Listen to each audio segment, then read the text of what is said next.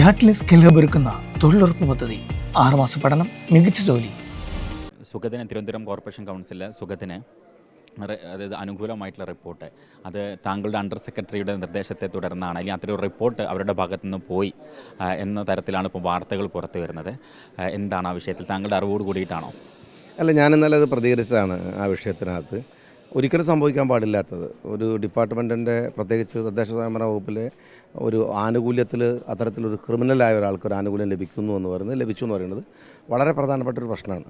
അപ്പോൾ ഞാനത് വളരെ സീരിയസ് ആയിട്ട് ഞങ്ങൾ അതിനെക്കുറിച്ച് അന്വേഷിക്കുന്നുണ്ട്. തിങ്കളാഴ്ച അതിലൊരു തീരുമാനം എന്തായാലും ആ വിഷയത്തിൽ എടുത്തേ മതിയാവുള്ളൂ. അപ്പോൾ അത് താങ്കളുടെ അറിവോട് കൂടിയിട്ടല്ല എന്നുള്ളതാണോ, അല്ലെങ്കിൽ താങ്കൾ അതങ്ങനെ കൊടുക്കരുത് എന്ന് നിർദ്ദേശം നൽകിയിട്ടും അത് മറികടന്നിട്ടാണോ?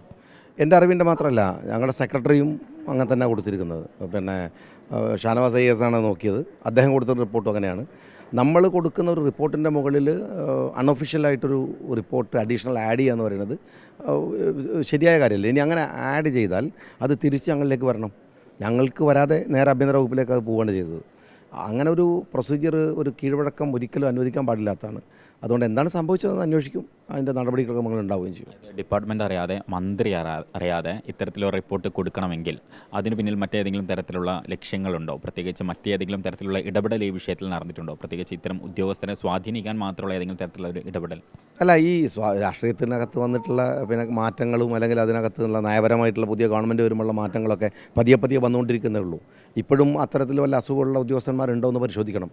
എന്താണ് എന്നത് കൃത്യമായിട്ട് ഞങ്ങൾ അന്വേഷിച്ചിട്ട് മാത്രം പറയാൻ പറ്റുന്നൊരു കാര്യമാണ്. അപ്പോൾ ഇപ്പം പെട്ടെന്ന് പിന്നെ ഒരു അന്വേഷണത്തിന് വെക്കുന്നൊരു കാര്യത്തിൽ ഞാൻ വകുപ്പ് മന്ത്രി തന്നെ അതിനകത്ത് നേരത്തെ പ്രൊഡ്യൂസറായിട്ട് പറയുന്നത് ശരിയല്ല.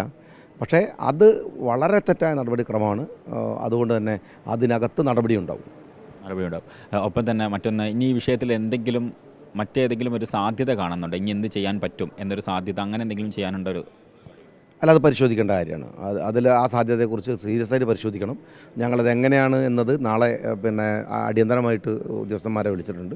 ഇപ്പോൾ സംഭവിച്ചിരിക്കുന്ന കാര്യത്തിൽ ഏത് തരത്തിലുള്ള ഇടപെടലാണ് നമ്മളുടെ ഭാഗത്ത് ഉണ്ടാവേണ്ടതെന്ന്, പ്രത്യേകിച്ച് നിങ്ങൾ പറഞ്ഞ പോലെ പിന്നെ ഇതിനകത്ത് ഇനിയുള്ള സാധ്യത എന്താണ്? ഇതിപ്പോൾ സംഭവിച്ചു കഴിഞ്ഞതാണല്ലോ. അപ്പോൾ അതിൽ എങ്ങനെയാണ് പിന്നെ ചെയ്യാൻ പറ്റുക എന്നുള്ളതൊക്കെ പരിശോധിക്കണം.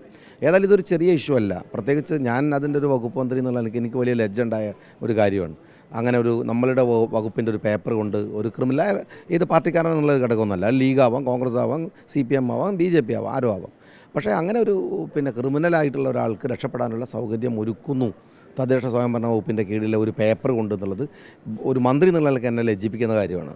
തീർച്ചയായിട്ടും അതുകൊണ്ട് തന്നെ അത് വളരെ സീരിയസ് ആയിട്ട് എടുക്കും.